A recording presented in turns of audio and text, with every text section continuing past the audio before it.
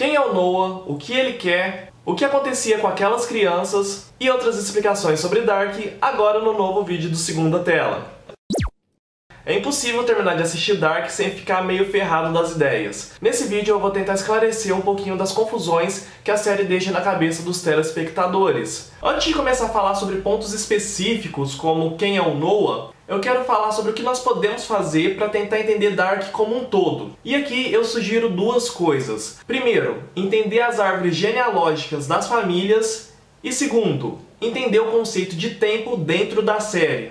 Mais do que uma série sobre viagens no tempo, assassinatos misteriosos e blá blá blá, Dark é uma série sobre 4 famílias profundamente interligadas. Tão interligadas que as relações delas, umas com as outras, ecoam no passado, no presente e no futuro. Então é essencial que a gente tenha em mente quem é pai de quem é mãe de quem é filho de quem. Ah, Léo, mas são muitos personagens, eu tenho dificuldade de decorar rosto, eu tenho dificuldade de decorar nome. Calma que eu acho que eu tenho a solução. Eu vou disponibilizar aqui embaixo, na descrição do vídeo, um link contendo a árvore genealógica das 4 famílias da série. Então, se você tiver um tempinho, tenta reassistir a série com essa imagem aberta no seu celular ou impressa, porque isso já vai te ajudar bastante.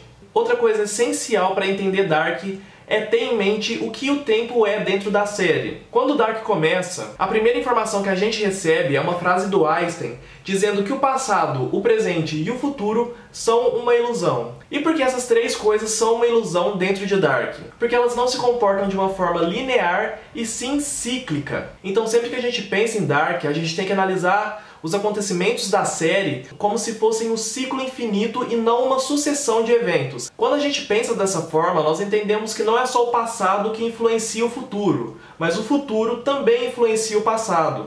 É uma rede de acontecimentos tão interligada que chega uma hora que a gente não consegue dizer o que veio primeiro, se foram os eventos do futuro ou os eventos do passado. Nessa coisa de passado, presente e futuro, é muito fácil se perder no que está acontecendo, até porque a história em si tem muitas lacunas. Então bora organizar tudo e eu acho que a melhor forma de fazer isso é indo por tópicos. Começando por a origem da treta. 1986. Ano que Claudia assumiu o controle da usina nuclear de Winden, que até então estava nas mãos do Bernard, o pai do Helge. E ele já chega falando o seguinte: miga, a gente teve um acidente aí e se isso vazar, a gente vai precisar fechar a usina, muita gente vai perder o emprego, então você precisa se virar para cobertar o que aconteceu. A Claudia, então, fica responsável por eliminar as evidências do acidente. Nisso ela vai até a caverna, que é bem próxima da usina, e vê aquela infinidade de barris com material radioativo. Nesse momento, ela reencontra a Gretchen, a cachorrinha que ela tinha em 1953 e que sumiu nessa mesma caverna. Porém, era pra cachorra estar só o pó da rabiola e a bicha tá lá, inteira. A Claudia percebe que tem uma coisa estranha acontecendo com o tempo e por isso começa a ler aquele livro, Uma Jornada através do Tempo, que o Helge adulto deu pra ela. Ao mesmo tempo, ela contrata o Alexander para instalar uma porta de metal na caverna. Nessa história, nós já podemos concluir algumas coisas. Em 1986, o acidente na usina provavelmente foi o responsável por criar o buraco de minhoca lá na caverna, lá nos túneis. Tá, mas o que é buraco de minhoca? De uma forma assim bem grosseira, é como se fosse um portal que te permitisse viajar no espaço-tempo. E a Gretchen, pelo jeito, foi a primeira que testou esse buraco de minhoca, saindo lá de 1953 e viajando até 1986. Mas agora há algumas questões que devemos nos perguntar. Por que o Helge deu o livro lá, Uma Jornada através do Tempo, para Claudia? O que tinha atrás daquela porta que ela pediu para o Alexander instalar? É lógico que é muito válido pensar que são aqueles barris de material radioativo, mas não tem como a gente ter certeza. Outra coisa que a gente tem que considerar: será que a Gretchen viajou lá para 1986 porque ela é burra e não soube encontrar a saída da caverna, ou porque alguém foi para 1953, enfiou ela nos túneis e fez ela parar em 86, para que a Claudia encontrasse ela e começasse a perceber que tinha alguma coisa estranha acontecendo? É o começo de uma teoria que assim, a gente não pode desprezar. O ponto de partida de Dark é o desaparecimento de uma criança. E logo logo nós descobrimos que isso é algo muito normal lá em Winden. Tão normal quanto elas se aparecerem mortas de um jeito bem estranho. Acontece que todas elas foram sequestradas por Noah com a ajuda do Helge para serem usadas como cobaias em uma cadeira que eles estavam tentando construir naquele bunker, naquele porão, em 1986. Coloquem isso na cabeça, sempre que nós vemos os dois fazendo alguma experiência naquele quartinho azul, bonitinho e tudo mais, Isso se passa em 1986. Guardem isso porque vai ser útil daqui a pouco. Tá, mas por que eles faziam essas experiências lá no bunker, no porão? Porque aquele lugar fica bem em cima dos túneis onde está o buraco de minhoca. O objetivo era fazer com que a cadeira sugasse a energia vindo de baixo, servindo também como uma máquina do tempo para quem estivesse sentada nela. Com uma diferença, essa máquina levaria para qualquer lugar do tempo, ou pelo menos eu acho que era essa a intenção do Noah.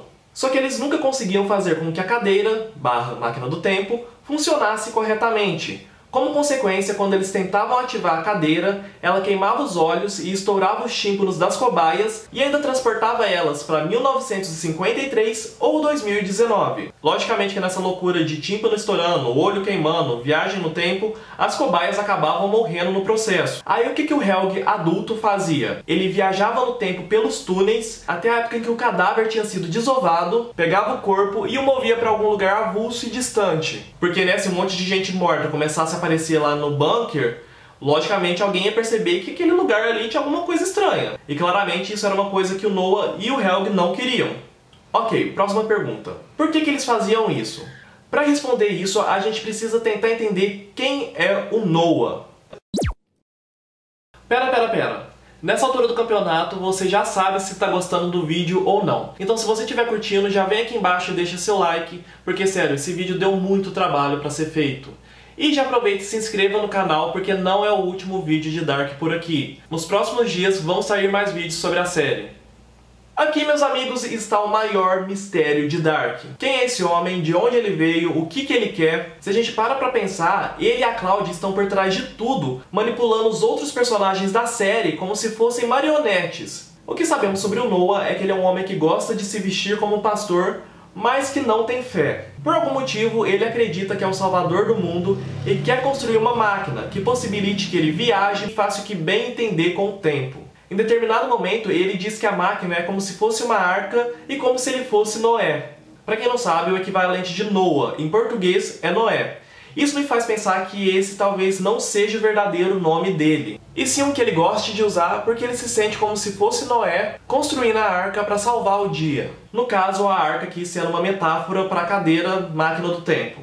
O Noah não parece envelhecer, já que ele, ao contrário dos outros personagens, tem a mesmíssima aparência de 1953 a 2019. E ele enxerga a Cláudia como a grande oponente dele. São duas forças ali lutando pelo controle do tempo. Há algumas teorias sobre quem ele pode ser. Primeiro, o diabo. Por mais absurdo que isso possa parecer, a essência de Dark é uma história do bem contra o mal, e isso não é uma coisa que eu estou inventando, é algo que já foi afirmado pelos criadores da série. E a série tem muita referência bíblica e religiosa, que eu vou explicar mais pra frente, porque se eu falar agora vai confundir tudo. Então sim, o Noah pode ser o diabo ou um grande mal bíblico, e tem vários detalhezinhos que apontam isso. Segunda possibilidade, o Noah seria o Bartosz envelhecido. Pensando nesse sentido, ele voltaria no tempo para ser uma espécie de mentor para ele mesmo. Mais ou menos o que o Jonas adulto fez com seu eu adolescente. Mas eu não acredito tanto nessa teoria. Primeiro porque eles têm olhos de cores diferentes, e a produção realmente se preocupou com esses detalhezinhos em relação aos outros personagens, que eram mostrados em diversas fases da vida. E também porque o Bartosz não parece ser a pessoa assim mais culta, mais inteligente, mais ligada do mundo. Então não sei se ele teria potencial de se tornar tão controlador e manipulador quanto Noah. Terceira possibilidade, o Noah seria o marido da Agnes. Um pequeno adendo aqui para quem não se lembra quem é a Agnes. A Agnes é a mãe do Tronte, que é o pai do Ulrich. Lá em 1953, a Agnes fala que era casada com um pastor, mas que esse pastor não era um homem de fé e nem um homem bom. Aparentemente, esse marido dela morreu, mas vai saber. Curioso notar que o Tronte, o filho dela com esse homem, tinha marcas de tortura no braço, que podem estar ligadas ao pai dele. Agora pensa comigo, se essa possibilidade for a certa, o Noah é o pai do Tronte, que é o pai do Ulrich, que é pai do Michael, que é pai do Jonas. Ou seja, o Noah seria o tataravô do Jonas. Como eu já disse, o Noah contava com a ajuda do Helge para sequestrar as crianças usadas no experimento. Mas como que essa parceria começou? Vamos voltar lá em 1953, quando o Helge era apenas uma criança.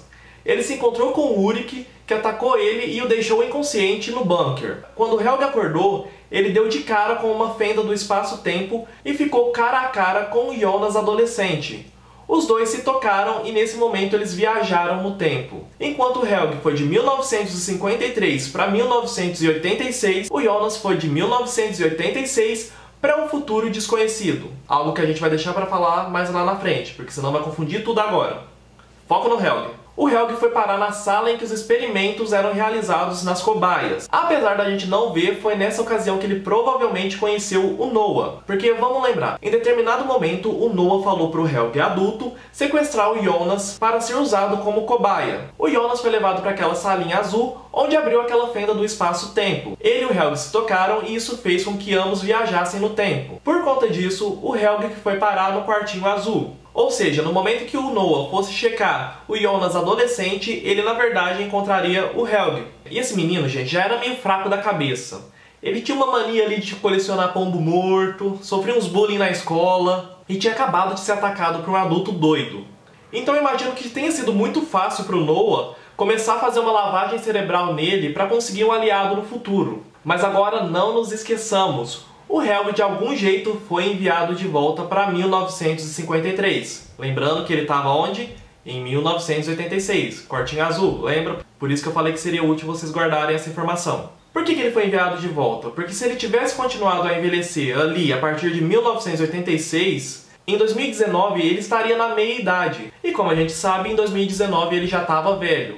Ou seja, de alguma forma, ele voltou para 1953 e envelheceu no tempo certo, digamos assim. Mas agora outra pergunta que fica. Como que ele foi enviado? Possibilidade número 1, pelos túneis, lá embaixo, no buraco de minhoca. Simples assim. Agora, possibilidade número 2, que é bem mais interessante. O Noah poderia ter usado o Helge na cadeira e pela primeira vez ela teria funcionado. Isso explicaria porque todas as cobaias são meninos, e não meninas, adultos, animais e etc. O Noah teria presenciado a máquina funcionando corretamente com o menino, e então, a partir daí, tentaria imitar as mesmas condições que deram certo na primeira vez. Tá sendo muita informação para guardar? Então vamos fazer assim, pega um tempo para assimilar tudo isso que eu expliquei nos últimos minutos. Eu volto daqui uns dias com a segunda parte de explicações, em que eu vou falar melhor sobre a Cláudia, que é um mistério tão grande quanto o Noah, sobre onde o Jonas foi parar e o porquê da possibilidade do Noah ser o diabo. Eu também vou falar sobre aquele livrinho, Uma Jornada Através do Tempo, sobre aquela máquina que o Jonas ativou dentro dos túneis. Enfim, ainda tem muita coisa pra ser falada. E assim, gente, esse vídeo realmente deu um trabalho do caramba. Então se ele foi útil pra você, ou se ele tá sendo útil pra você, deixe o seu like aqui embaixo e aproveita e se inscreva ativando o sino. Porque ativando o sino você vai ser notificado quando sair a segunda parte de explicações. Se você tiver alguma dúvida ou uma teoria, deixa aqui nos comentários. E vocês também podem me encontrar nas minhas redes sociais, todas elas Léo Vitório com 2 Os no final. Por hoje é só, espero que vocês tenham gostado e até daqui uns dias.